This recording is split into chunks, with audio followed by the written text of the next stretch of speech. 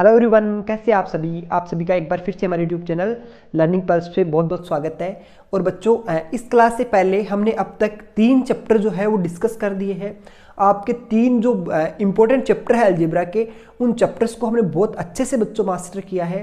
तो आप सभी उन लेक्चर्स को देख के अपनी प्रिपरेशन को आगे तक लेकर जा सकते हैं बच्चों।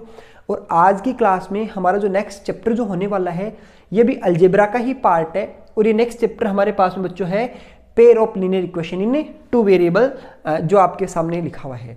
इस चैप्टर का हम डिस्कस करेंगे और ये चैप्टर रियली स्कोरिंग चैप्टर है और बहुत ही इजी चैप्टर है ये। तो सबसे पहले हम इस चैप्टर के जो कॉन्सेप्ट्स है बेसिक, वो कॉन्सेप्ट पढ़ेंगे। और कॉन्सेप्ट पढ़ने के बाद में इस चैप्टर के जो भी इंपॉर्टेंट क्वेश्चन है वो डिस्कस करेंगे।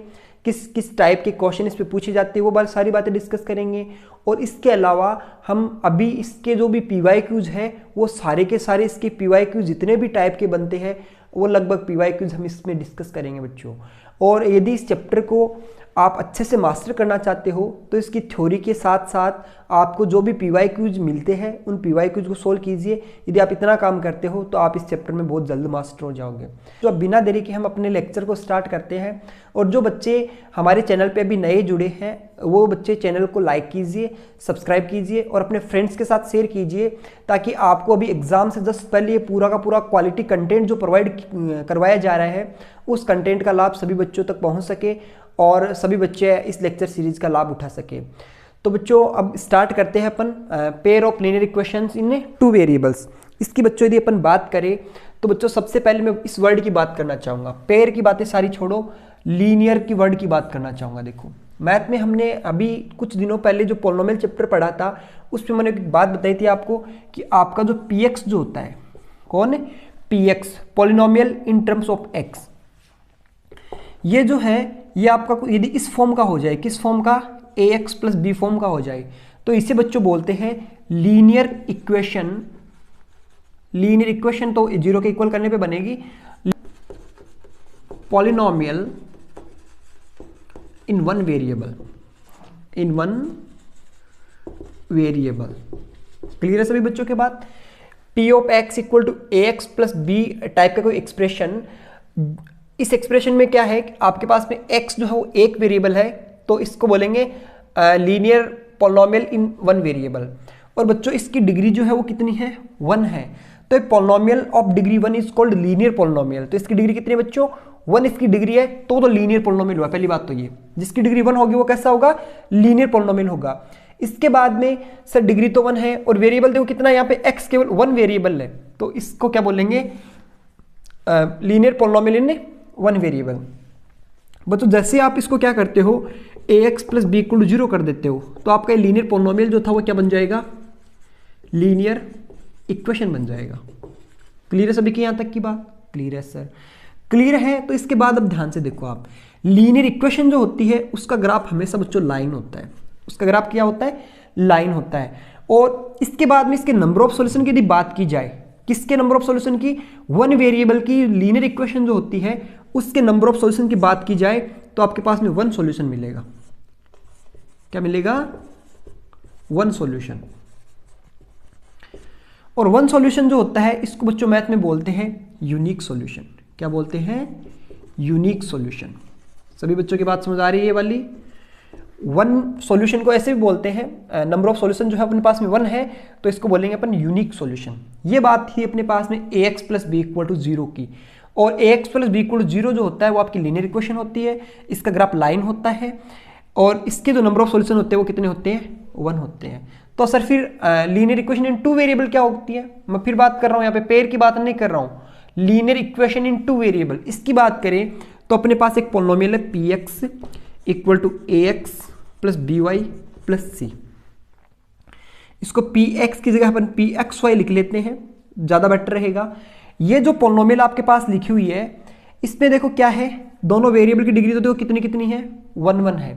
इसका मतलब दोनों कैसी है, लीनियर है। जिसकी डिग्री कितनी होती है, 1 होती है, वही तो लीनियर होता है ना। हाँ सर वही होता है। तो दोनों की डिग्री इनकी कितनी कितनी है, 1 1 इनकी डिग्री है। तो जब इनकी डिग्री 1 1 है तो आप इसको क्या बोलोगे बच्चों, लीनियर पॉलिनोमियल इन, पहले तो बन गए लीनियर पॉलिनोमियल। इसके बाद में वेरिएबल जो कितने हैं इसमें, लीनियर पॉलिनोमियल इन टू वेरिएबल्स, ये इसकी बात हो गई सर। बिल्कुल सर, हमें समझ आया कि ax plus b y plus c type का कोई अपने पास में कोई एक्सप्रेशन है और उसकी डिग्री हमारे पास में कितनी है, दोनों की 1 1 है। वेरिएबल कितने बच्चों, x वेरिएबल है और y वेरिएबल है, इसे बोलेंगे लीनियर पॉलिनोमियल इन टू वेरिएबल। हाँ बच्चों, क्लियर है या नहीं है? यस सर क्लियर है। तो चलो आगे बढ़ते हैं फिर। इसके बाद बच्चों हम क्या करेंगे, ax plus b y plus c equal to क्या कर देते हैं, 0 कर देते हैं। जैसे आप 0 करोगे तो ये बन गई आपकी क्या, linear equation in two variables. Clear हुआ? जैसे ही किसी एक्सप्रेशन को आप 0 के इक्वल कर देते हो, वो एक्सप्रेशन आपका लीनियर इक्वेशन बन जाता है। इसके बाद में सर इस इक्वेशन का ग्राफ कैसा होगा, तो जितने भी लीनियर इक्वेशन होते हैं या लीनियर पॉलिनोमियल होते हैं उनका ग्राफ कैसा होता है, लाइन का होता है। नंबर ऑफ सॉल्यूशन कितने होंगे सर, तो इसके नंबर ऑफ सॉल्यूशन होंगे इनफाइनाइट मैनी सॉल्यूशंस। तो सर ये सॉल्यूशन क्या होते हैं, तो बच्चों सॉल्यूशन जो है वो तो आपको पता ही है क्या होते हैं, कि आपके पास में गिवन क्वेश्चंस की कंडीशन को फुलफिल करने वाले जो भी रिजल्ट होते हैं वही आपका क्या होता है, सॉल्यूशन होता है। ये डेफिनेशन आपसे कहीं पढ़ लो, केमिस्ट्री में पढ़ लो, फिजिक्स में पढ़ लो, मैथ में पढ़ लो, एसएसटी में पढ़ लो, साइंस में पढ़ लो, जिसमें पढ़नी है उसमें पढ़ लो। आपके पास सॉल्यूशन की एक ही डेफिनेशन होती है कि आपके क्वेश्चंस की कंडीशन को सेटिस्फाई करने वाला जो रिजल्ट होता है वही क्या होता है, सॉल्यूशन होता है। तो मैथ में सर सॉल्यूशन का मतलब क्या होता है फिर, तो मैथ में भी यही मतलब होता है कि आपके पास जो वेरिएबल्स है उन वेरिएबल्स की वो वैल्यू क्या है जो उस इक्वेशन को क्या कर रही हो, सेटिस्फाई कर रही हो, वही आपका क्या होगा, सॉल्यूशन होगा। समझ गए सर? तो x और y की वो कौन कौन सी वैल्यूज है जो इस एक्सप्रेशन को सेटिस्फाई कर रही है, तो सर ऐसी तो कोई भी वैल्यू हो सकती है। जैसे मैं आपको एक एग्जांपल देता हूं, आपके पास ऐसा लिखा हुआ है 3x plus 2y equal to 6 लिखा हुआ है। आपने इसको लिख लिया 2y equal to 6 minus 3x। इसके बाद आपने लिख लिया y equal to 6 minus 3x upon कितना, 2। अब बच्चों जैसे जैसे आप x की डिफरेंट वैल्यू पुट करोगे तो y की आपके पास जो वैल्यू जाएंगी वो भी डिफरेंट आएंगी। तो वो डिफरेंट वैल्यूज आपके नंबर ऑफ सॉल्यूशन ही है। तो आप तो इसकी कोई भी वैल्यू रख सकते हो सर, 1 भी रख सकते हैं, 2 भी रख सकते हैं, 3 भी रख सकते हैं, 4 भी रख सकते हैं। सो आप इनफाइनाइट मैनी वैल्यूज x की पुट कर सकते हो और आप इनफाइनाइट मैनी वैल्यूज y की आप गेट करोगे। इतनी बात सभी के समझ आई? हाँ सर बिल्कुल समझ आई। तो आपके पास में ये जो वर्ड लिखा है इनफाइनाइट मैनी सॉल्यूशन, ये सभी के क्लियर हुआ या नहीं हुआ? सर क्लियर हुआ। लेकिन फिर अपनी बात आती है सर ये भी हो गया, हम लीनियर इक्वेशन भी सीख गए, टू वेरिएबल्स की भी सीख गए, तो फिर ये सर पेयर है उसका क्या मीनिंग है सर? तो बेटा पेयर का मीनिंग ये है, आपके पास में जो जनरल फॉर्म होगी, कौन सी फॉर्म बच्चों, general form of pair of linear equation in two variables, pair of linear equation in two variables, वो क्या होगी बच्चों, आपके पास में जो पेयर बनेगा वो कैसा दिखेगा, देखो जनरल फॉर्म इसकी ये होगी a1x plus b1y plus c1 equal to 0, a2x plus b2y plus c2 equal to कितना, 0। ये इक्वेशन 1 और ये इक्वेशन कौन सी, 2। a1 b1 c1 a2 b2 c2 equal to 0। ये दो इक्वेशन का जो पेयर होगा, ये पेयर ही आपके पास में क्या होगा बच्चों, pair of linear equation in two variable होगा। इतनी कहानी समझ आई क्या? और हमें जितना भी इस चैप्टर में डिस्कस करना वो इसी पे इधर उधर की आसपास की बातें करनी है पूरे चैप्टर में। बात क्लियर है क्या? यही इस चैप्टर की दोनों इक्वेशंस है जिस पे है ये पूरा चैप्टर टिका हुआ है। सभी के समझ आया ही नहीं, यही वाली बात, a1x plus b1y plus c1 equal to 0, a2x plus b2y plus c2 equal to 0। ये दोनों इक्वेशन ही वो इक्वेशन है जो आपके पास में इस पूरे के पूरे चैप्टर को बना रही है। क्लियर है सभी के? तो पूरे चैप्टर में इन दोनों इक्वेशन पे डिस्कस करना है। बच्चों एक बात और बताना चाहूंगा मैं यहाँ पे आपको, आपके पास ये जो ax plus by plus c वाली जो इक्वेशन होती है linear equation in two variable, इसमें आपके पास जो a और b दो जो कांस्टेंट है, इन कांस्टेंट में से आपके पास में एटलीस्ट वन कांस्टेंट की वैल्यू नॉन जीरो होनी चाहिए। क्या बोल रहा हूं?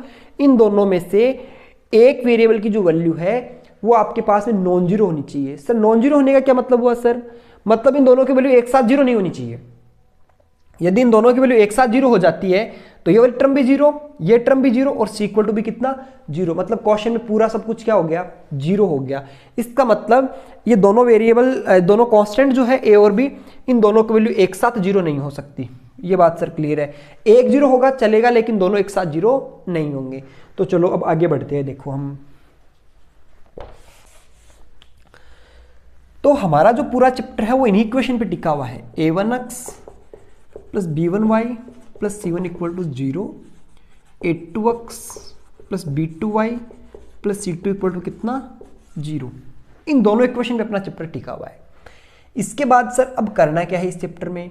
तो बच्चों जो भी अपन काम करते हैं मैथ में वो किसके लिए करते हैं?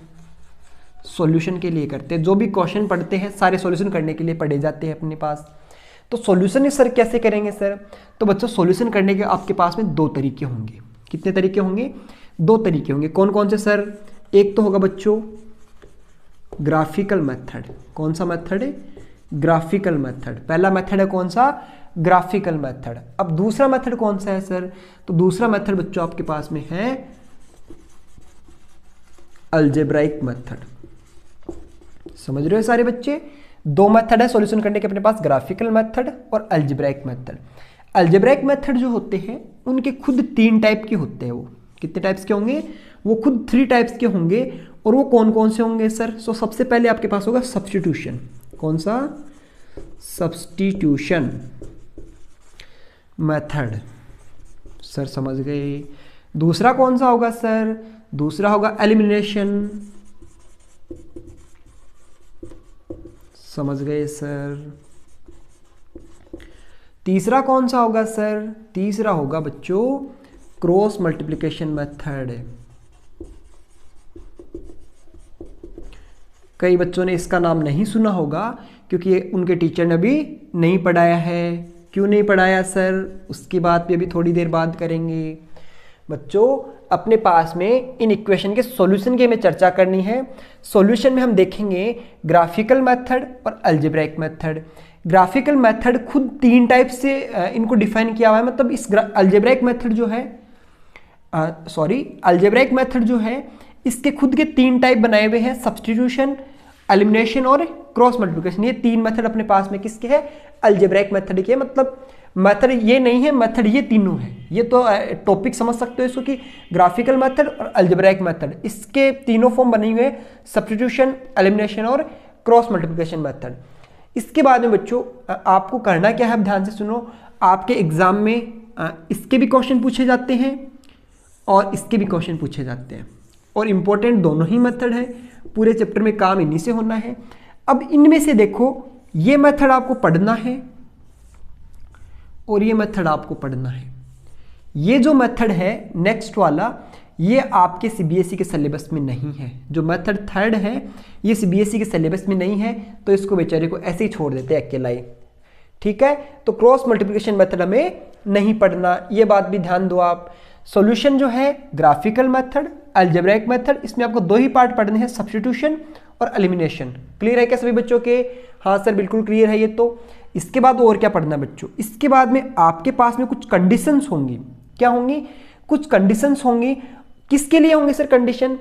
वो कंडीशन इसलिए होंगी बच्चों आपके लिए कि आपके पास में जो सॉल्यूशंस है वो एग्जिस्ट करेगा या नहीं करेगा। क्योंकि बात तो किसकी होगी? सॉल्यूशन की होगी। तो सॉल्यूशन एग्जिस्ट करेगा या नहीं करेगा? सॉल्यूशन कितने होंगे सर? 1 होगा, 2 होगा, 3 होगा, 4 होगा या फिर मोर देन 4 होगा। तो उसे अपन पढ़ेंगे कंडीशन फॉर सॉल्यूशन। कौन सा टॉपिक है? Conditions for solution. इसमें सर कौन से टॉपिक पढ़ेंगे? इसमें बच्चों आपके पास में क्या रहेंगे?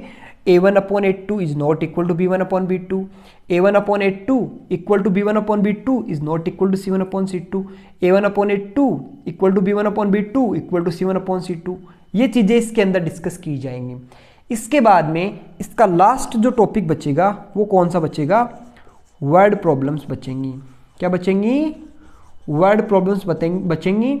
और जो वर्ड प्रॉब्लम जो है वो मैंने आपके क्वाड्रेटिक इक्वेशन का जो चैप्टर था उसमें भी डिस्कस की थी कि किस किस टाइप की वर्ड प्रॉब्लम्स आपके पास होती है।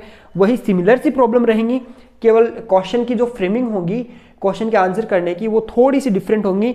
वहाँ पे क्वाड्रेटिक नहीं बन के आपके पास ऐसी पेयर बनेगा इक्वेशंस का, वही एज वाले क्वेश्चन, वही नंबर वाले क्वेश्चन, कहानी सारी वही रहेगी, वही टाइम डिस्टेंस के क्वेश्चन, वही प्रॉफिट लॉस के क्वेश्चंस वैसे ही रहेंगे, केवल चेंज होगा तो केवल क्वाड्रेटिक इक्वेशन नहीं आके उनका लीनियर इक्वेशन आना रहेगा। तो इस चैप्टर में इतनी ही कहानी पढ़नी है आपको। सारे बच्चे इस बात पे फोकस करें कि क्या पढ़ना है। बच्चों पढ़ना जरूरी है, लेकिन पढ़ने से ज़्यादा जरूरी पहली बात ये होती है कि हमें क्या पढ़ना है। ये बात भी बहुत ज़्यादा इंपॉर्टेंट है। आप पढ़ रहे हो, आपको पता नहीं कि हम क्या पढ़ रहे हैं, इससे कोई फ़ायदा नहीं होना है। यदि आप अच्छी प्रिपरेशन करना चाहते हो, अच्छा स्कोर करना चाहते हो, तो आप बच्चों क्या पढ़ रहे हैं हम इस बात पे भी फोकस करना पड़ेगा। ऐसे नहीं कि सर पढ़ते जा रहे लेकिन पता ही नहीं है क्या पढ़ रहे हैं। तो बच्चों सारे बच्चे जो भी है वो इस बात पे फोकस करेंगे कि हम पढ़ रहे हैं, क्या पढ़ रहे हैं, कितना पढ़ना है, मुझे क्या क्या करना है। इस बात पे यदि आप फोकस करते हो तो आपका स्कोर रियली बेटर नहीं बेस्ट होगा। तो अपन अब स्टार्ट करते हैं, एक एक टॉपिक को इनमें से देखेंगे और सारे टॉपिक के कॉन्सेप्ट आज अपन कवर कर लेंगे और उसके बाद में हम क्वेश्चंस जो है वो अपनी अगली क्लास में प्रैक्टिस करेंगे। ठीक है सर, चलो चले कहाँ, एग्ज़ाम की तैयारी के लिए। और कहाँ, अब तो एग्ज़ाम की तैयारी ही करनी है और तो कुछ करना ही नहीं है वैसे भी। तो ग्राफिकल मेथड की बात करें बच्चों, तो ग्राफ से सर सॉल्यूशन का क्या पता चलेगा। तो ग्राफ से सॉल्यूशन का ऐसे पता चलेगा बच्चों, देखो जैसे दो इक्वेशन है तो इनके जो ग्राफ होंगे वो ग्राफ आपके पास में कैसे दिखेंगे बच्चों बताओ। दो इक्वेशन के ग्राफ कैसे कैसे दिख सकते हैं आपके लेवल पे, वो मैं पहले बता रहा हूँ यहाँ पे। तो ग्राफ में आपके पास कुछ ग्राफ ऐसे हो सकते हैं, दोनों इक्वेशन के ग्राफ, जैसे मान लो ऐसे ग्राफ हो गए दो इक्वेशन के, इसे बोलते हैं बच्चों इंटरसेक्टिंग लाइंस। कौन सी लाइन, इंटरसेक्टिंग लाइंस। इसके बाद आपके पास में दूसरा केस ये हो सकता है कि दोनों लाइन है वो कभी टच करे ही नहीं, मतलब इंटरसेक्ट नहीं करे, इसको बोलते हैं बच्चों पैरेलल। कौन सा केस है ये, पैरेलल लाइंस। समझ गए बच्चे बात को। इसके बाद एक केस और हो सकता है, और वो क्या हो सकता है, एक लाइन है, उस लाइन के ऊपर ही लाइन है, बात समझ रहे हो क्या। इसे बोलते हैं कोइंसिडेंट लाइंस। Coincident lines. तो आपके पास जो लाइन का जो पेयर है उस पेयर के तीन केस डिफाइन हुए हैं। इंटरसेक्टिंग लाइंस जो आपस में कहीं ना कहीं इंटरसेक्ट कर जाती है, पैरेलल लाइंस जो हमेशा पैरेलल रहती है, और कोइंसिडेंट लाइंस जिसके अंदर क्या होता है, लाइन के ऊपर लाइन आ जाती है। क्या होता है, लाइन के ऊपर क्या आ जाती है, लाइन आ जाती है, वो कोइंसिडेंट लाइन होती है। तो सर इससे से ग्राफ का कैसे पता चलेगा, इससे हमें सॉल्यूशन का कैसे पता चलेगा सर, इन ग्राफ की हेल्प से हमें सॉल्यूशन का कैसे पता चलेगा। तो जो ग्राफ की हेल्प से सॉल्यूशन का ऐसे पता चलेगा कि आपके पास में पेयर ऑफ लीनियर इक्वेशन का जो ग्राफ होता है उसका मीनिंग क्या होता है कि आपके जो ग्राफ है बने हैं पेयर ऑफ लीनियर इक्वेशंस के, वो ग्राफ कितने नंबर ऑफ पॉइंट्स पे इंटरसेक्ट कर रहे हैं। क्या बोल रहा हूं मैं, वो ग्राफ कितने नंबर ऑफ पॉइंट्स पे इंटरसेक्ट कर रहे हैं वही आपके नंबर ऑफ सॉल्यूशंस होंगे। तो पहले केस को अब आप देख के बताओ कितने पॉइंट्स पे इंटरसेक्ट कर रहे हैं बच्चों ये ग्राफ। सर ये तो एक पॉइंट पे इंटरसेक्ट कर रहे हैं, तो बच्चों इसके जो नंबर ऑफ सॉल्यूशन होंगे वो कितने होंगे, 1 होंगे। क्लियर है, 1 को मैथ में और भी बोलते हैं क्या, यूनिक। समझ गए सर। सर लाइन पैरेलल है, तो सर पैरेलल तो कहीं टच नहीं करेंगी, तो मतलब बच्चों इस केस में आपके पास नो सॉल्यूशन। सर लाइन के ऊपर ही लाइन आ गई, मतलब सर बहुत पॉइंट पे कट कर गई सर, तो बहुत पॉइंट पे कट कर गई, इसका मतलब है इस लाइन के जो सॉल्यूशंस होंगे वो कितने होंगे, इनफाइनाइट मैनी सॉल्यूशंस होंगे, इनफाइनाइट मैनी सॉल्यूशंस। क्या समझ आ रही है सभी बच्चों के बात, सर समझ गई बात को। इंटरसेक्टिंग हुई तो 1 सॉल्यूशन, पैरेलल हुई तो नो सॉल्यूशन, कोइंसिडेंट लाइन हुई तो इनफाइनाइट मैनी सॉल्यूशंस होंगे। सर इतनी बात सर हमें समझ आई। बच्चों ग्राफ बनाना सीखेंगे, इससे पहले मैं छोटी छोटी बातें डिस्कस कर रहा हूँ, वो बातें अपने दिमाग में सारे बच्चे अच्छे से बिठा लो। इसके बाद में हम नेक्स्ट बात करते हैं बच्चों, देखो छोटी इक्वेशन की। जैसे आपके पास में कुछ ऐसे लिखा हुआ है कि find the number of solution find the number of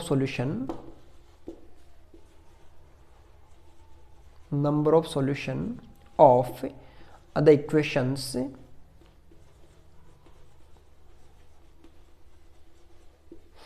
x equal to 2 and y equal to 3। ये है। तो सर इनके सॉल्यूशन सर कैसे करेंगे हम? तो बच्चों ऐसे इक्वेशन का सॉल्यूशन के लिए आप ग्राफ की हेल्प ले सकते हो। सर हमें तो x इक्वल टू 2 का ग्राफ बनाना ही नहीं आता, सर y इक्वल टू 3 का भी ग्राफ नहीं बनाना आता। नहीं आता तो अभी सीखेंगे, नहीं आता है तभी तो आपकी क्लासें ले रहे हैं हम, सिखाने के लिए ही तो काम कर रहे हैं बच्चों आपको। तो x की वैल्यू कितनी है 2, y की वैल्यू कितनी है 3। तो सर ये तो पॉइंट है, पॉइंट नहीं है बेटा, ये पॉइंट है 1D में। 1D में क्या है ये पॉइंट है, बट 2D में ये लाइन है। 2D में क्या है ये लाइन है। अभी तो 3D हो रहेगी, बड़ी होगी तो आप, और 3D में ये प्लेन होगा पूरा का पूरा। x इक्वल टू 2 का मतलब प्लेन है, y इक्वल टू 3 का मतलब भी प्लेन है। लेकिन यहां पे अपन 3D पे नहीं जाएंगे, 2D में जाएंगे। 2D में लाइन है। तो सर इसका ग्राफ कैसे होगा सर? तो इसका ग्राफ कुछ ऐसे होगा, ये 1 है, ये कौन है 2 है, 1 और 2, ये 3, ये 4, ये 5। तो सर x इक्वल टू 2 जो है वो आपको कुछ इसका ग्राफ कुछ ऐसा नजर आएगा क्या? हाँ सर नजर आएगा। x इक्वल टू 2 जो है वो x वाले 2 पॉइंट से पास आउट होने वाली लाइन ही है बच्चों। समझ रहे हो क्या बात को आप लोग? हाँ सर समझ गए। फिर सर y इक्वल टू 3 का ग्राफ हम बना लेंगे, तो बना लो। सर 1 है, सर 2 है, ये 3 है सर। तो लाइन कुछ सर यहाँ से पास आउट होने वाली ऐसी लाइन होगी सर।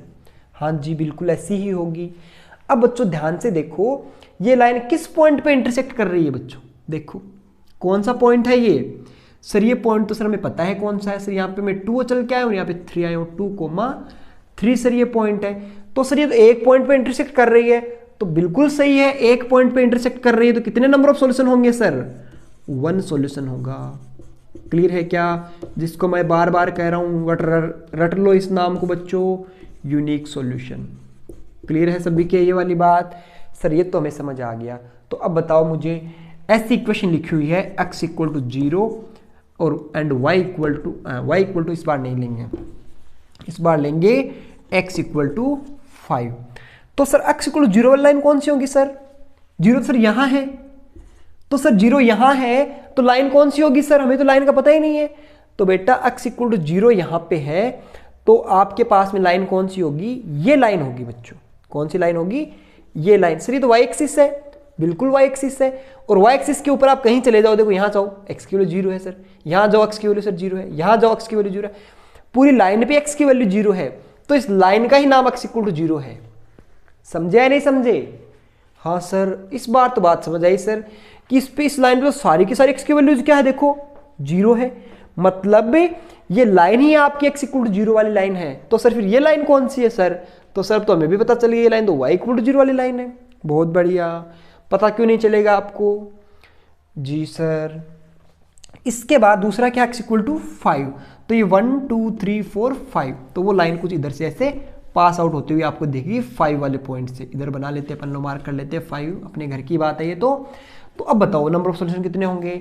सर ये लाइन तो कभी मिलेंगी नहीं आपस में, ये ऊपर इनफाइनाइट तक जाएगी, ये नीचे भी इनफाइनाइट तक जाएगी। तो सर लाइन नहीं मिलेंगी तो अपने पास में नंबर ऑफ सॉल्यूशन कितने होंगे बच्चों? कितने नंबर ऑफ सॉल्यूशन होंगे सर?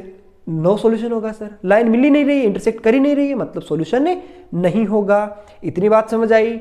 बिल्कुल आई सर। इतनी बात समझ आई तो अपन अब ग्राफ बनाना सीखते हैं। अभी ग्राफ बनाने के लिए अपन एक इक्वेशन के एग्जांपल के साथ में ग्राफ बनाते हैं। जैसे लिखा हुआ है 3x plus 2y equal to कितना 6 ले लेते हैं। ऐसे ही 2x plus 3y equal to 12 ले लेते हैं। ये दो इक्वेशन है, आपको इन इक्वेशन की हेल्प से ग्राफ बनाना है। तो जो ग्राफ बनाना है तो पहली बात मैं बता देता हूँ, आपके जो मेन एग्जाम जो लगेंगे उन एग्जाम में जो आपका ग्राफ वाला जो पेज आएगा, ग्राफ जहाँ भी आएगा, वो ग्राफ आपके आंसर शीट जो होगी उस पे कहीं बीच में आएगा। वो ग्राफ आपको वहाँ से कट करके आपकी आंसर शीट के अंदर पेस्ट कर लेना उस ग्राफ को, जहाँ पे आपने ग्राफ का क्वेश्चन सोल्व किया है। ऐसा नहीं कि आप एग्जाम लग रही है ग्राफ ढूंढ रहे हो, वहाँ पे जो एग्जाम दिलवाने के लिए आपके पास में आया हुआ है उससे आप ग्राफ मांग रहे हो कि सर ग्राफ दे दो हमें, तो ग्राफ जो है वो आपके आंसर शीट में ही होगा। बाकी आपके पास में जो भी इन्विजिलेटर आएगा वो आपको इंस्ट्रक्ट कर देगा और बाकी सारी बातें, तो इससे भी घबराने की जरूरत आपको है नहीं। लेकिन आपको ये बात भी याद रखनी है कि सर ने बताया था हमें तो ग्राफ आंसर शीट के अंदर ही आता है। और ये क्वेश्चन अब सोल्व करना स्टार्ट करते हैं। देखो तो ये गिवन है, वो इक्वेशन क्या है, 3x + 2y = कितना, 6। तो सबसे पहले बच्चों आप एक काम करना, x वाले टर्म को उधर भेज देना। कौन सी टर्म को, x वाले टर्म को। तो सर x वाले को क्यों, y वाले को भी भेज सकते हो, हाँ बिल्कुल भेज सकते हो, कोई दिक्कत नहीं है। y = 6 - 3x अपॉन कितना, 2। ये आपके पास y की टर्म्स में इक्वेशन आ गई। यहाँ पे एक बॉक्स बना लेना है ऐसे, इस बॉक्स में लिख लेना आपको x y। अब आपको यहाँ पे x की वैल्यू सब्स्टिट्यूट करनी है। क्या करनी है, x की वैल्यू सब्स्टिट्यूट करनी है, वो अपने हिसाब से सोचकर सब्स्टिट्यूट करनी है। और मैं तो हमेशा बच्चों को पहली वैल्यू 0 पुट करने को बोलता हूँ। If x = 0 it's implies y = कितना आएगा, 6 - 0.2 = कितना, 3। तो x की 0 पुट की तो y कितनी आ गई, 3 आ गई। इसके बाद में दूसरी वैल्यू बच्चों क्या पुट करोगे, इफ x की वैल्यू 1 भी पुट कर सकते हो, तो 1 पुट करो, देखो क्या आया, 6 - 3/2। तो 6 - 3/2 ऐसा अच्छी वैल्यू नहीं है, बनाना चाहो तो बना लो, कोई दिक्कत नहीं है, बन जाएगा। लेकिन मैं कहता हूँ कि ऐसी वैल्यू पुट करो ताकि इंटीजर आ जाए। इंटीजर आने का मतलब वैल्यू कुछ ऐसी आ जाए जो अच्छी हो, जैसे 3, 5, 10, 20 कुछ ऐसी वैल्यू आ जाए। तो आप इसमें पुट करो 2। तो 2 पुट किया तो देखो कितनी आई, x = 2 इट्स इम्प्लाइज y = कितना आया, 6 - 6/2 कितना, 0। तो 2 पुट करने पे कितना आया, 0 आया सर, ठीक है। 2 वैल्यू से आपका काम हो जाता है, लेकिन आपको एक वैल्यू और निकाल लेनी है। इफ x = मैं ले रहा हूँ एक मेरी तरफ से -2, तो कितना आएगा, देखो -2 रखा तो 6 + 6 कितना हो गया, 12, 12/2 कितना हो गया, 6। तो आपने जैसे ही वैल्यू आपने रखी -2 तो वैल्यू आ गई 6। ये आपका पहला जो पार्ट था वो सोल्व हुआ। तो अभी आपको ऐसे सेकंड इक्वेशन को सोल्व करना है। तो इधर देखो सेकंड भी सोल्व कर लेते हैं, 2x + 3y = कितना, 12। इसको सोल्व करोगे तो वही काम आपको फिर से करना है कि आपको क्या करना है, x की वैल्यू पुट करनी है, या फिर पहले आप x की टर्म को उधर ले जाओ, y की टर्म्स में इसको लिख लो। 3y = 12 - 2x, और यहाँ से y = कितना आ गया, 12 - 2x अपॉन कितना, 3। ये आपका y आ गया, ठीक है सर, ये y आ गया। अब x की वैल्यू पुट करना स्टार्ट करो। इफ x = 1, या फिर 0 पुट करें, सर 0 पुट कर लो, बढ़िया है। तो 0 पुट करोगे तो y की वैल्यू कितनी आएगी, देखो 12 - 0.3 कितना, 4। एक बॉक्स यहाँ पे बना लेना, x y कितना, 0 पुट करने पे कितना, 4। इफ x = कितना, 1 पुट करोगे तो 12 - 2 कितना, 12 - 2 कितना, 10, 10/3 अच्छी वैल्यू नहीं है सर, नहीं लेंगे। 2 पुट करोगे तो कितना, 12 - 4, 12 - 4 कितना, 8, 8/3 भी सर अच्छी वैल्यू नहीं है। 3 पुट कर लो, 12 - 2x, 2x यानी 3। If x = 3, x = it's implies y की जो वैल्यू आई वो कितनी आएगी, 12 - 6/6 क्या, 3 पुट करने पे कितना हो गया, 6, हाँ सही है, 6 ही होगा, अपॉन 3। तो 6/3 कितना हो गया, 2। तो 3 पुट करने पे कितनी आ गई वैल्यू, 2। इफ x = कितना पुट करेंगे, 4 पुट करेंगे, तो देखो y की कितनी आएगी, y = 0 आ जाएगी। क्यों, अच्छा 4 पुट करने पे 0 कैसे आएगी, 4 पुट करने पे 0 कैसे आएगी बच्चों, तो x की वैल्यू पुट करो आप कितनी, 6 पुट करने पे कितनी आएगी, देखो इट्स इम्प्लाइज y = कितना आ जाएगा, 0। तो 6 पुट करने पे कितनी आ गई, 0 आ गई। ये जब इतना काम हो जाता है तो इधर ग्राफ में आ जाओ, बढ़िया सी लाइन बना लो अच्छी से स्केल से।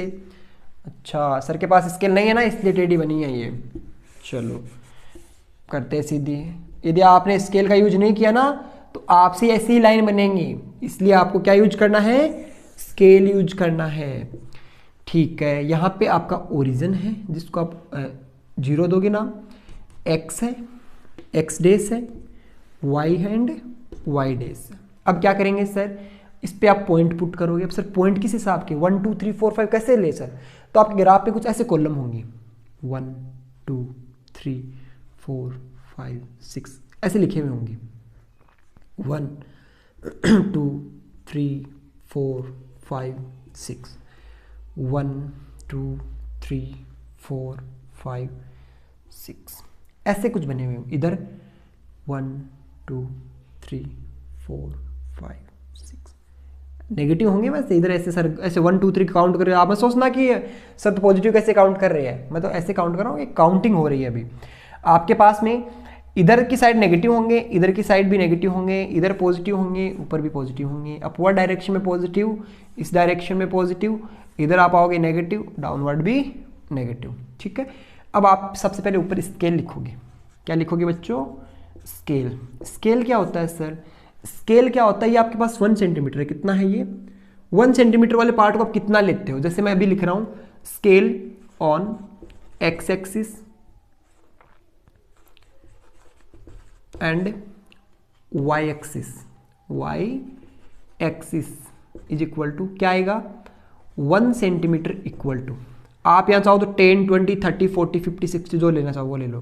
100, 200, 300, 400, 500, 600 कुछ भी ले सकते हो। मैं यहाँ पे ले रहा हूँ अभी 1 यूनिट। कितनी यूनिट दे रहा हूँ? 1 यूनिट दोनों पे।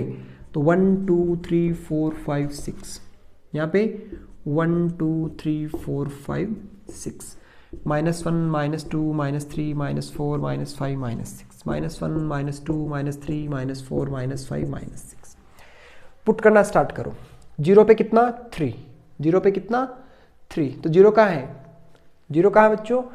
0 एक्स की वैल्यू 0 इस लाइन पे होती है, अभी भी समझाया था।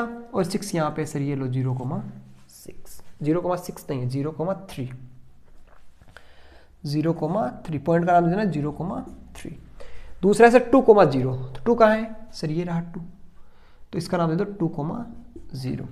नेक्स्ट क्या बताओ? नेक्स्ट हमारे पास में सर कितना है? -2,6। तो -2 कहाँ है सर? एक्स की वैल्यू -2 यहाँ पे है, और 6 कहाँ पे है? 6 तो सर ये रहा। तो अपना पॉइंट कहाँ आएगा? पॉइंट कहीं ना कहीं यहाँ पर से अटैच होगा। देखो ये 6 के सामने और इधर कुछ से, अच्छा 2 इधर है क्या थोड़ा और? चलो यहाँ पर से आ जाएगा, ये लो 2। ये पॉइंट रहा सर। इसके बाद इन पॉइंट्स को क्या करवा दोगे? ज्वाइन कराओगे। इस पॉइंट का कितना नाम है? -2,6। ये लो भाई, इसको करवाओ ज्वाइन इससे, इसको करवा दो इससे। अच्छा, स्केल से बढ़िया ग्राफ बना के आना है, ऐसे टेढ़े मेढ़े ग्राफ मत बनाना। सर के पास यहाँ स्केल नहीं है। जी सर, आपकी बात मानेंगे सर, बिल्कुल हम ग्राफ बिल्कुल सीधा ही बना के आएंगे। लो भाई, थोड़ा आगे निकल गया है, लेकिन मान लेना कि सर हमारा ग्राफ इधर से ही निकला है। चलो स्ट्रेट लाइन आएगा, यदि स्ट्रेट लाइन नहीं आता है मतलब गड़बड़ है। ठीक है, तो इसके बाद में आपके पास जो इक्वेशन थी ना वो 3x + 2y = 6, वो इसके ऊपर लिख देना। 3x + 2y = कितना? 6, इसके ऊपर लिख देना। अब दूसरा बनाते हैं। देखो 0 पे कितना? 4। तो 0 कहाँ है? इसी लाइन पे है 4, 0,4। 3 पे 2, 3 कहाँ है? ये रहा।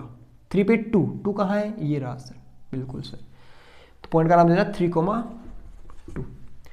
6 पे 0, 6 कहाँ है? ये रहा। इस पे कितना? 0। ठीक है सर, ज्वाइन करवाओ इसको भी। डैश डैश से करवाते हैं, देखो ज़्यादा बढ़िया ज्वाइन होगा। देखो हो गया ना ज्वाइन भाई। पॉइंट अपन ने इस हिसाब से लिए है ना, पॉइंट यहाँ पे पता नहीं चलता, डिस्टेंस इक्वल नहीं होती, इसीलिए ग्राफ टेढ़ा हो सकता है, लेकिन आपके एकदम सीधा बनेगा ग्राफ। यदि टेढ़ा बनता है मतलब गड़बड़ है। ठीक है सर, समझ गए सर बात को। ये लाइन की इक्वेशन आ गई है। देखो यहाँ पे आगे इसको बढ़ाओगे आप, तो आपको इस पॉइंट पे इंटरसेक्ट करती हुई दिखेगी यहाँ पे ऐसे। ये लो, ये इसका सॉल्यूशन है। ये क्या है? इसका सॉल्यूशन है, वो आपको पता चल जाएगा अभी। इसके बाद इस पॉइंट का भी नाम दे दो 6,0, और इस इक्वेशन का नाम लिख दो। इसके ऊपर कितनी है ये इक्वेशन? 2x + 3y = कितना? 12। ये अपनी दोनों इक्वेशन हो गई, दोनों इक्वेशन के ग्राफ हो गए। और ग्राफ जो है जिस पॉइंट पे इंटरसेक्ट कर रहे हैं, यदि लाइन पैरेलल होगी तो नो सॉल्यूशन, इंटरसेक्टिंग होगी तो 1 सॉल्यूशन, और लाइन के ऊपर लाइन आ गई तो इनफाइनाइट मैनी सॉल्यूशंस। तो सर ये तो इंटरसेक्ट कर रही है, तो मतलब इसका सॉल्यूशन कितना है? 1 है। ये है ग्राफिकल मेथड। सर ये तो बहुत बड़ा मेथड है सर। हम हर एक क्वेश्चन को ऐसे थोड़ी करेंगे चेक कि सर हमारे पास ऐसे आएगा, फिर हम उसका ग्राफ बनाएंगे, और ग्राफ बनने के बाद हम ग्राफ पे देखेंगे सर ये सॉल्यूशन तो कौन सा है सर? -1, कितना 5 है, -1,6 कौन सा है सर? पता ही नहीं चल रहा। तो बेटा हर एक क्वेश्चन का ऐसे ग्राफ बना के चेक करेंगे, तब तो सर हमारी जिंदगी तो ग्राफ बनाने में चली जाएगी पूरी। अरे हमारी जिंदगी तो ग्राफ बनाने में चली जाएगी पूरी सर, फिर तो हम पढ़ेंगे कब? तो बेटा ऐसे क्वेश्चंस के सॉल्यूशन के लिए ही तो आपके पास में और मेथड बनाए हुए हैं, सब्स्टिट्यूशन, एलिमिनेशन, क्रॉस मल्टीप्लिकेशन, और भी बहुत सारे मेथड है जो आपके लीनियर इक्वेशंस को सोल्व करने के काम आते हैं बड़ी क्लासेज में। लेकिन आपको अभी उन पे नहीं जाना, आपको तो अपने सिलेबस तक ही सीमित रहना है। तो अभी अपन नेक्स्ट मेथड की बात करेंगे। सर इतना बड़ा मेथड सर हम तो नहीं कर पाएंगे, तो नेक्स्ट मेथड देखते हैं वो कौन सा है। तो एक बार सारे बच्चे इस इक्वेशन का एक बार ग्राफ बना के खुद भी चेक कर सकते हैं। इन दोनों इक्वेशन के ग्राफ आप बनाना, आपको बनाने आए या नहीं आए, एक बार चेक कर लेना। बच्चों नेक्स्ट मेथड की बात करते हैं। नेक्स्ट मेथड का जो नाम है वो कौन सा है? अलजेब्रिक मेथड है। इसके अंदर अपन पहला पढ़ते हैं। अलजेब्रिक मेथड जो है इसके अंदर फर्स्ट जो पार्ट है वो कौन सा है? सब्स्टिट्यूशन। कौन सा मेथड है? Substitution method. अब सब्स्टिट्यूशन मेथड की बात करें तो नाम से पता चल रहा है, देखो सब्स्टिट्यूट। तो सब्स्टिट्यूट करना है, किसको सब्स्टिट्यूट करना है सर? अभी बताते हैं। देखो 3x + 4y = 7, 4x + 13y = कितना? 17। दो इक्वेशन है। सर सब्स्टिट्यूशन को कैसे सोल्व करेंगे? बिल्कुल कर देंगे। अभी देखो आपको क्या करना है बच्चों, दोनों इक्वेशन में से पहले एक इक्वेशन को लेना है। जैसे मान लो इक्वेशन 1 को ली। इक्वेशन 1 क्या है? 3x + 4y = कितना? 7 है। यहाँ से आप चाहो तो x वाले टर्म को उधर भेज दो, आप चाहो तो y वाले टर्म को उधर भेज दो। सर पिछले क्वेश्चन में x वाले को भेज दो, इस बार भी x वाले को भेज दो, कोई दिक्कत नहीं है। 4y = 7 - 3x, तो y = कितना आया? 7 - 3x अपॉन कितना? 4 आ गया। सर इसको इक्वेशन नाम देना थर्ड। क्या नाम दे देना? थर्ड इक्वेशन नाम दे देना। अब इस थर्ड इक्वेशन की वैल्यू उठा के वापस फर्स्ट में मत कर देना पुट, फर्स्ट में 0 हो जाएगा, सेकंड में पुट करेंगे। पहले 1 को लिया, 1 को सोल्व किया, y = लिख दिया और इसको इक्वेशन थर्ड नाम दे दी। अब क्या करो, ये जो वैल्यू आई है थर्ड इक्वेशन में वो उठा के सेकंड इक्वेशन में पुट करनी। कौन सी में? सेकंड में। Now from first, second and third, now by using equation second and third we have, क्या आएगा? देखो सेकंड में इसकी वैल्यू को पुट करो, 4x + 13y, y कितना है? 7 - 3x अपॉन 4 = कितना? 17। इसके बाद यहाँ से क्या कर सकते हो आप? 4x को उधर भेज दो, तो 13 × 7 - 13 × 3 × x अपॉन 4, 13 को अंदर मल्टीपल कर दिया बच्चों, 17 - 4x। इसको जब करोगे तो ये ऊपर तो आ गया 91 माइनस ये आ गया 39x = ये कितना आ गया? 68। कितना? 68 माइनस कितना? 16x। ये आने के बाद में आप क्या कर सकते हो? इस टर्म को उधर भेज दो, इसको इधर ले आओ, तो 91 - 68 = कितना? 39x और माइनस कितना? 16x। तो यहाँ से इसको जब आप सोल्व करोगे कितना बचेगा बच्चों? 23x बचेगा। इसको सोल्व करोगे कितना बचेगा? यहाँ भी 23 बचेगा। तो यहाँ से जब आप इसको सोल्व करोगे तो आपके पास में x की जो वैल्यू आएगी वो कितनी आएगी? 1 आएगी। x की वैल्यू कितनी आई है? 1 आई है। इसको क्वेश्चन नाम दे देना 4। इस पर गोला नहीं मारना है ऐसे, सर ने तो ऐसे ही कर दिया इस पर गोला। x की वैल्यू कितनी आ गई? 1 आ गई। और इसको मैंने क्या नाम दिया? इक्वेशन 4। अब एक वेरिएबल की वैल्यू आ गई है तो आप फर्स्ट में पुट करो या सेकंड में पुट करो, आपका आंसर आएगा। नाउ फ्रॉम फर्स्ट क्या आएगा? देखो आंसर ध्यान से देखो इस इक्वेशन को, 3x तो 3 × 1 + 4y = 7, तो 4y = 7 - 3 और y = कितना? 4/4 कितना? 1। तो x की वैल्यू भी 1 आ गई, y की वैल्यू भी कितनी आ गई? 1 आ गई। अब बच्चों एक बढ़िया बात आपको मैं ज़रूर बताऊंगा बच्चों, यहाँ पे आपके पास में मैथमेटिक्स में जितनी भी आपके पास में वेरिएबल होते हैं आपके पास उतनी ही इक्वेशन की ज़रूरत पड़ती है। जब भी आपको मैथ्स में इक्वेशंस को सोल्व करना है तो जितने आपके पास वेरिएबल होंगे उतनी ही आपके पास इक्वेशन होंगी, तभी आपका क्वेश्चन सोल्व होगा, अदरवाइज नहीं होगा। तो यहाँ पे 2 वेरिएबल थे x एंड y, तो कितने इक्वेशन की जरूरत पड़ी? 2 इक्वेशन की जरूरत पड़ी और दोनों इक्वेशन से मैंने आंसर बहुत इजीली निकाल लिया। तो इस मेथड का नाम है substitution method.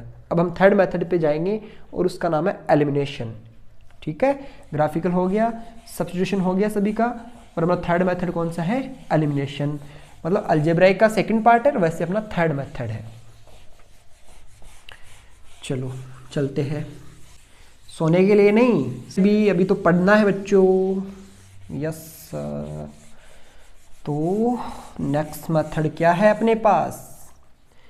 Method number second इसका, और वैसे मेथड नंबर थर्ड। क्या नाम है मेथड का? Elimination method. इसमें क्या होता है बच्चों? अपन को एलिमिनेट करना होता है। क्या करना होता है? एलिमिनेट करना होता है। तो कैसे एलिमिनेट करेंगे सर, तो अभी बताता हूँ। देखो यहाँ पे लिखा हुआ 3x + 4y इक्वल टू कितना 7, फिर लिखा हुआ है 4x + 9y इक्वल टू कितना 13। सर ये इक्वेशन 1 है, ये इक्वेशन कौन सी है 2 है। सर इस मेथड में सर क्या करना है, नाम से पता चला एलिमिनेट, तो एलिमिनेट करना है। तो बच्चों इस मेथड में आपको करना क्या है, इस x का कोएफिशिएंट कितना है सर 3 है, देख लो ध्यान से। इसका कितना है 4 है। वैसे टीचर्स या फिर आपके एजुकेटर आपको ये पढ़ाएंगे कि बेटा पहले इनके एलसीएम लेके इनके कोएफिशिएंट को इक्वल कर लो, लेकिन मैं आपको सीधा बता रहा हूँ कोई गलती नहीं होगी उससे। ये जो 3 है इसको तो आप इक्वेशन सेकंड से मल्टीपल करवा दो, ये जो इस x का कोएफिशिएंट है 4 उसको आप इक्वेशन 1 से मल्टीपल करवा दो, आपका काम हो जाएगा। फिर दोनों को माइनस कर दो। तो आपको क्या करना है, इक्वेशन 1 × 4 माइनस इक्वेशन सेकंड × 3, अपने आप काम हो जाएगा आपका। तो देखो इसको तो आपने करवाया किससे करवाया, इससे 4 से, तो कितना आया 4 से मल्टीपल कितना हो गया बच्चों 12x, कितना 12x + 16y इक्वल टू 28। इसको आपने 3 से कराया कितना आया 12x + 27y इक्वल टू कितना 39, माइनस माइनस माइनस 12x से 12x कैंसिल हो गया। यहाँ पे जब आपको इसको सोल्व करोगे तो यहाँ पे कितना बचेगा -11y इक्वल टू -11, माइनस से माइनस कट जाएगा, y इक्वल टू कितना आ जाएगा 1। वो जो y 1 आया है उसको आप फिर से 1 या 2 दोनों में से किसी में भी यूज कर लो बाय यूजिंग फर्स्ट। क्या आया देखो, इसमें पुट करो 3x + 4 × 1 इक्वल टू 7, तो x इक्वल टू भी कितना आ गया। क्लियर है सभी बच्चों के। तो ये अपने पास में था कौन सा मेथड बच्चों, एलिमिनेशन मेथड था, जिसको हमने बहुत ही इजीली सोल्व कर दिया है। तो इसके बाद में मैं आपको एक क्वेश्चन और करवाता हूँ, एलिमिनेशन मेथड का एक एग्जांपल और देखते हैं हम यहाँ पे। ax + by equal to a - b, और दूसरा इक्वेशन है bx - ay equal to a + b। ये अपने पास में इक्वेशन 1 है और ये 2 है। आप तो लिख देना गिवन इक्वेशन ये है। अब आपको ये भी सब्स्टिट्यूशन का एग्जाम्पल है, सोल्व कर सकते हो। तो आप एलिमिनेट भी कर सकते हो, लेकिन सब्स्टिट्यूशन करना ज़्यादा बेटर मेथड होता है ऐसे क्वेश्चंस में जिसमें ए और बी की टर्म्स आपको यदि नजर आती है। तो बच्चों यहाँ पे आपके पास x का जो कोएफिशिएंट है वो a है, यहाँ पे x का कोएफिशिएंट है वो b है। तो आप क्या करोगे बच्चों, फर्स्ट को b से, सेकंड को a से, तो लिख दो 1 × b - सेकंड × a। माइनस करना है दोनों को, करो a से मल्टीपल, इसको b से करना है, तो कितना आया सर, आया abx प्लस किससे किया है, b से किया है b² इक्वल टू कितना ab - b²। ठीक है, इसको a से करो abx - a² is equal to a² plus ab। Clear है। फिर कर रहे हैं माइनस, तो माइनस करते सारे साइन बदलते हैं, minus plus minus minus, abx से abx कैंसिल हो गया, ये आया b² plus a² is equal to b² मतलब -b²। ये देखो इससे कट जाएगा क्योंकि ab प्लस का है, ab माइनस का है, b² माइनस का है, a² भी माइनस का है। तो यहाँ से y जब कॉमन आएगा कितना बचा, b² plus a², minus common लिया b² प्लस a²। यहाँ से आपके पास में इससे ये कैंसिल आउट होकर y की वैल्यू कितनी आ गई 1 आ गई। ये y की वैल्यू उठा के इक्वेशन 1 में पुट कर दो। सो बाय इक्वेशन 1, तो 1 में जब इसकी पुट करोगे वैल्यू तो कितनी आई ax + b, अच्छा -1 आएगी क्योंकि -1 है ना यहाँ पे। ठीक है sir, -1 equal to a - b, ax - b equal to a - b, b से b भी कैंसिल आउट हो गया, ax इक्वल टू आ गया a, तो x इक्वल टू कितना आ गया 1। तो एक एग्जांपल हमने और देखा जिसमें अपन ने कौन सा मेथड यूज किया बच्चों, एलिमिनेशन मेथड यूज किया। बहुत ज़्यादा सिंपल मेथड है, यदि आप ठीक से ट्राई करते हो ऐसे मेथड को तो आपसे क्वेश्चन बहुत इजीली बनते हुए नजर आएंगे बच्चों। हम जब अभी इसके बाद में अगले जब लेक्चर में अपन वर्ड प्रॉब्लम के क्वेश्चन देखेंगे, उन क्वेश्चंस में ज़्यादातर क्वेश्चंस में मैं आपको यही मेथड लगाता हुआ नजर आऊँगा, एलिमिनेशन मेथड। सब्स्टिट्यूशन सही मेथड है, गलत मेथड नहीं है, वो भी आप यूज़ कर सकते हो, लेकिन आपके क्वेश्चन जो है वो एलिमिनेशन मेथड से जितने जल्दी सोल्व होते हैं उतने सब्स्टिट्यूशन मेथड से नहीं होते हैं। आपको वहाँ पे वैल्यू सब्स्टिट्यूट करनी पड़ती है, फिर उस इक्वेशंस को सोल्व करना पड़ता है। लेकिन एग्जामिनर यदि आपको कह देता है कि भाई आप तो सब्स्टिट्यूशन ही यूज करो, तब वो लगा देना है, अदरवाइज आप एलिमिनेशन करके भी किसी भी क्वेश्चन को इजीली सोल्व कर सकते हो। और मेरी तरफ से मैं सभी बच्चों को यही प्रीफर करता हूँ कि एलिमिनेशन मेथड है ये आप किसी भी क्वेश्चन में लगा देना जब आपके पास में एग्जामिनर कहता नहीं है कि ये मेथड यूज करो, और कह देता है भाई कि सब्स्टिट्यूशन ही लगाकर सोल्व करो, देन उसके बाद में आपके पास कोई चारा नहीं है, आपको वही खाना पड़ेगा। समझ आई बात? खाना पड़ेगा मतलब उसी मेथड से आपको करना पड़ेगा। तो अब अपन नेक्स्ट टॉपिक पे आते हैं। हमारा नेक्स्ट टॉपिक जो है काफ़ी इंपॉर्टेंट टॉपिक है, कंडीशन वाला। तो उसके लिए आपको कुछ कंडीशंस याद रखनी पड़ेंगी और उसके बाद में आप बहुत अच्छे से इस जो चैप्टर के कॉन्सेप्ट है वो आपके कवर हो जाएंगे लगभग सारे। और उसके बाद में हम वर्ड प्रॉब्लम का और क्वेश्चंस का डिस्कशन जो है वो कल की क्लास में करेंगे। यदि पॉसिबल हो पाया तो एक क्वेश्चन आपको उन कंडीशंस का बताया जाएगा और बाकी सारी थ्योरी, बाकी जो भी क्वेश्चन हैं वो क्वेश्चन आपको कल की क्लास में डिस्कस किए जाएंगे। जो भी आपके PYQs है वो सारे के सारे PYQs लगभग अगले 2 या 3 क्लासों में कवर हो जाएंगे। जितनी भी क्लासें लगेंगी सारी आपको प्रोवाइड करवाई जाएंगी, आपको उसकी कोई टेंशन नहीं है। हमारी साइड से यहाँ पे पूरी मेहनत सारे बच्चों को करवाई जा रही है। बस ज़रूरी है केवल और केवल आपके एफर्ट्स की। यदि आप बढ़िया एफर्ट्स दिखाते हो तो आपकी जो प्रिपरेशन होगी उसको नेक्स्ट लेवल तक ले जाने से कोई नहीं रोक सकता बच्चों। तो इसके बाद में हम बात करते हैं किसकी? कंडीशन की। जो नेक्स्ट टॉपिक है अपना कंडीशन फॉर सॉल्यूशन। तो उसी की बात में आपको कुछ बातें याद रखनी है। क्या क्या याद रखना है सर? तो सर ये बातें याद रखनी है। कंडीशंस, सर कंडीशंस क्या क्या है सर? तो कंडीशन बेटा पहली ये है A1/A2, मतलब यहाँ से A1 A2 B1 B2 C1 C2 निकाल लेना है। Is not equal to B1/B2। यदि ऐसा होता है तो सर क्या होता है? तो बेटा यदि ऐसा होता है तो इस केस में आपके पास क्या होगा कि हमेशा जो ग्राफ होगा, क्या ग्राफ, वो आपके पास इंटरसेक्टिंग लाइनें होंगी। कैसी लाइनें होंगी? Intersecting lines. और इंटरसेक्टिंग लाइन का मैंने अभी भी बात की थी आपसे थोड़ी सी देर पहले कि सर लाइन इंटरसेक्टिंग होती है तो क्या होता है सर? तो लाइन इंटरसेक्टिंग होती है तो सर हमें पता है कि नंबर ऑफ सॉल्यूशन जो होते हैं वो कितने होते हैं। बताओ कितने होते हैं नंबर ऑफ सॉल्यूशन? सर आपने अभी भी बताया था सर 1 होते हैं। 1 को क्या बोलते हैं? यूनिक। समझ गए सर? समझ गए। इसके बाद में जो मैथ की क्या खास बात होती है कि जब आपके पास में किसी इक्वेशन का सॉल्यूशन एग्जिस्ट कर रहा है, क्या एग्जिस्ट कर रहा है किसी भी इक्वेशन पेयर का सॉल्यूशन, किसी भी जो आपकी पेयर गिवन पेयर है उस पेयर का यदि सॉल्यूशन एग्जिस्ट करता है तो बच्चों उसको बोलते हैं कंसिस्टेंसी। क्या? कंसिस्टेंसी। अब कंसिस्टेंसी का मतलब दोनों है कि वो कंसिस्टेंट भी हो सकता है और कंसिस्टेंट नहीं भी हो सकता है। तो यहाँ पे यदि सॉल्यूशन यूनिक है मतलब एग्जिस्ट कर रहा है, जब भी किसी क्वेश्चन का सॉल्यूशन यानी कि जब भी आपके पास में जो पेयर गिवन है उस पेयर का सॉल्यूशन एग्जिस्ट कर रहा है, कितने एग्जिस्ट कर रही है मैटर नहीं करता। यदि एग्जिस्ट कर रहा है तब आपका सिस्टम कंसिस्टेंट होगा, और नहीं कर रहा तब आपका सिस्टम इनकंसिस्टेंट होगा। तो यहाँ पे तो सर यूनिक सॉल्यूशन मतलब एक सॉल्यूशन तो मिल रहा है सर, मतलब सिस्टम कैसा है आपका? कंसिस्टेंट है। सिस्टम कैसा है? कंसिस्टेंट है। इसके बाद जो दूसरी जो कंडीशन है वो क्या है वो भी देख लो ध्यान से एक बार, देखिए सारे बच्चे। दूसरी कंडीशन होती है A1/A2 equal to B1/B2। A1/A2 equal to B1/B2 is not equal to C1/C2। ऐसे केस में लाइंस जो होंगी वो कभी इंटरसेक्ट नहीं करेंगी, वो पैरेलल होंगी। कैसी लाइंस होंगी? पैरेलल लाइंस होंगी। Parallel lines. अब सर पैरेलल लाइन हुई तो सर हमें अभी भी पढ़ाया था आपने सर, सॉल्यूशन कितने होंगे? No solution.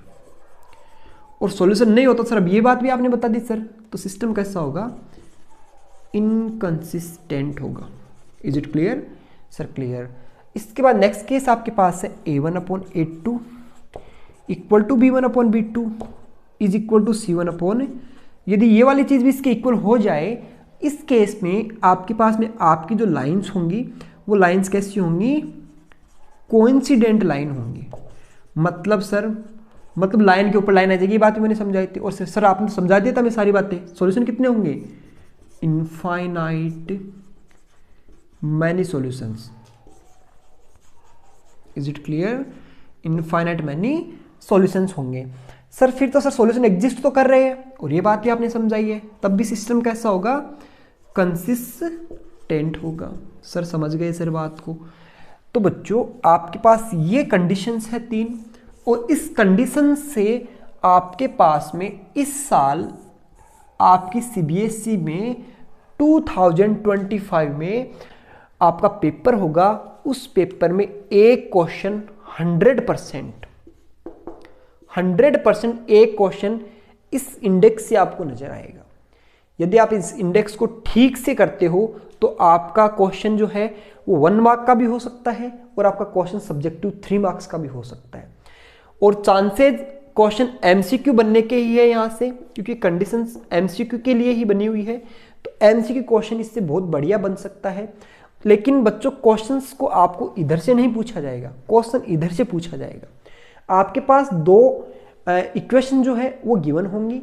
दोनों इक्वेशन गिवन होने के बाद वो बोलेगा कि the given system of linear equation has no solution, then find the value of lambda, find the value of k. ऐसे क्वेश्चंस बच्चों आपसे डिस्कस किए जाएंगे। तो उस केस में बच्चों आपको करना क्या है कि सर नो सॉल्यूशन है, मतलब लाइंस पैरेलल है। लाइन पैरेलल तो क्या कंडीशन होती है, a1/a2 equal to b1/b2 is not equal to c1/c2 होता है। आज हम बच्चों इसका एक एग्जाम्पल करेंगे और उसके बाद अपनी क्लास को यहीं खत्म करेंगे। तो चलो एग्जाम्पल देखते हैं। तो सामने क्वेश्चन है 3x + 2ky = 2 and 2x + 5y + 1 = 0 are parallel. ये जो लाइन्स है ये क्या है, पैरेलल है। तो पैरेलल देखो कहाँ पे है, सर ये है। और कंडीशन क्या है, सर ये है। कंडीशन यूज करेंगे और के की वैल्यू फाइंड करनी है। देखो यहाँ पे जैसे मैंने बोला था वैसा ही क्वेश्चन है ना। तो इसके सॉल्यूशन पे जब भी आप जाओगे तो lines are parallel, lines are parallel. Line parallel है, it's implies a1/a2 is equal to b1/b2 is not equal to c1/c2। Sir a1/a2 b1/b2 सब निकाल लेना। यहाँ से a1 निकाल लो, कितना है 3 है, b1 कितना है 2 है, तो लिख लेना यहाँ पे a1 = 3।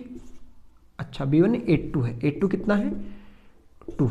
फिर b1 कितना है, देखो b1 कितना है 2k, y का कोफिशिएंट b1, b2 कितना है 5। ऐसे ही सर यहाँ पे ध्यान रखना, ये वाली चीज एग्जामिनर गलत करवा लेता आपसे। जब क्वेश्चन बना हुआ आता है तो ये हमें इधर लाना है, हमें ax + by + c टाइप की क्वेश्चन लिखनी है। अब यहाँ पे आप इसको 2 लिख दोगे, क्वेश्चन गलत होने के चांसेस यहाँ पे बन जाते हैं। तो जैसे ये 2 इधर आएगा तो माइनस का होगा, तो आपका जो c1 होगा वो कितना होगा -2 होगा और c2 कितना होगा 1 होगा। वैल्यू उठा के इसमें पुट कर दो, कितनी आएगी देखो 3/2। और ऐसे लिखना बच्चों a1 a2 b1 b2 c1 c2, ताकि डिवाइड करो तो कि आपके पास सिमिलरिटी नजर आए। Equal to 2k/5 is not equal to c1/c2। c1/c2 कितना है देखो -2/1 है। यहाँ से भी इसको सोल्व करोगे तो कितना आएगा देखो, इसको इधर मल्टीप्लाई किया कितना आया देखो, इन दोनों को सोल्व करो 3/2 इक्वल टू 2k/5, मतलब कितना आएगा, इसको इधर मल्टीप्लाई किया 15 और इसको इधर मल्टीप्लाई कितना 4। तो इसका आंसर जो आएगा k = 15/4। बात समझ गए क्या सारे, सर समझ गए। इसके बाद में बच्चों यहाँ पे एक चीज़ ये भी हो सकती है, कई बार एग्जामिनर यहाँ से के की वैल्यू नहीं पूछता, इस वाले को सोल्व करके पूछ लेता है। तो आप इसको सोल्व करोगे कितना आएगा देखो -10 इस 2 का डिवाइड किया तो k is not equal to -5, k is not equal to -5। तो एग्जाम में ये भी साथ में ऑप्शन हो सकता था k is not equal to -5, दोनों ऑप्शन में से कोई भी हो सकता था। तो आपके दोनों ऑप्शन में कोई भी ऑप्शन चल सकता है। मैं फिर बता रहा हूँ, इस कंडीशन को सोल्व किया तो k की वैल्यू है 15/4। इन दोनों कंडीशन को सोल्व करोगे तो k is not equal to 5 आएगा। दोनों ऑप्शन में कोई भी ऑप्शन यदि आपको मिलता है तो आपके ट्रू होंगे। मेरी बात समझ आ रही है कि नहीं आ रही है यहाँ पे? ऐसे नहीं कि सर ये एक ऑप्शन है मैंने ट्रू कर दिया, दोनों यदि साथ में भी आ गए कंडीशन, क्योंकि दोनों कंडीशन सेटिस्फाई कर रही है क्वेश्चन को, तो दोनों कंडीशन का यदि ऑप्शन है तो दोनों कंडीशन वाला ऑप्शन राइट है, ना कि एक कंडीशन वाला ऑप्शन राइट है। इस बात का आपको ध्यान रखना है। कई बार बच्चे क्या करते हैं, इक्वल वाले को सोल्व कर देते हैं, नॉट इक्वल वाले को सोल्व नहीं करते हैं, तो उस केस में बच्चों आपका क्वेश्चन गलत हो सकता है। तो हमने सोल्व कर दिया है, के की वैल्यू आ गई 15/4, ऑप्शन नंबर कौन सा हो गया, सी हो गया है। तो ऐसे ही अपन कल की जो हमारी क्लास होगी उसमें ऐसे ही बढ़िया बढ़िया क्वेश्चन हम कल डिस्कस करेंगे। और कल की क्लास में हम इसके जो PYQs है जितने हमसे कवर होते हैं वो कल की क्लास में कवर करेंगे। और उसके आगे आने वाले अभी 2 लेक्चर और होंगे। हम अभी तक इसके लेक्चर टोटल 4 लेक्चर लेंगे। अभी हमारा फर्स्ट लेक्चर है आज, इसके बाद में कल नेक्स्ट डे और उससे नेक्स्ट डे अपन 3 डेज तक इसके PYQs करेंगे। और ऑलमोस्ट सारे PYQs आपसे डिस्कस किए जाएंगे। वर्ड प्रॉब्लम्स भी सारी जो कॉन्सेप्ट वाइज है, जैसे मतलब एज की वर्ड प्रॉब्लम्स अलग है, नंबर्स की अलग है, टाइम डिस्टेंस की अलग है, सारी वर्ड प्रॉब्लम्स भी आपसे अलग अलग डिस्कस की जाएंगी। तो बच्चों आपको केवल और केवल अपनी साइड से मेहनत करनी है। हम एजुकेटर्स अपनी साइड से पूरी मेहनत कर रहे हैं, बस यदि आप अपनी तरफ से 100% एफर्ट दिखाते हो तो मुझे लगता है कि आपके स्कोर को अच्छा होने से कोई नहीं रोक सकता है, कोई भी नहीं रोक सकता बच्चों। सो इसी के साथ में बच्चों thank you very much, have a great day.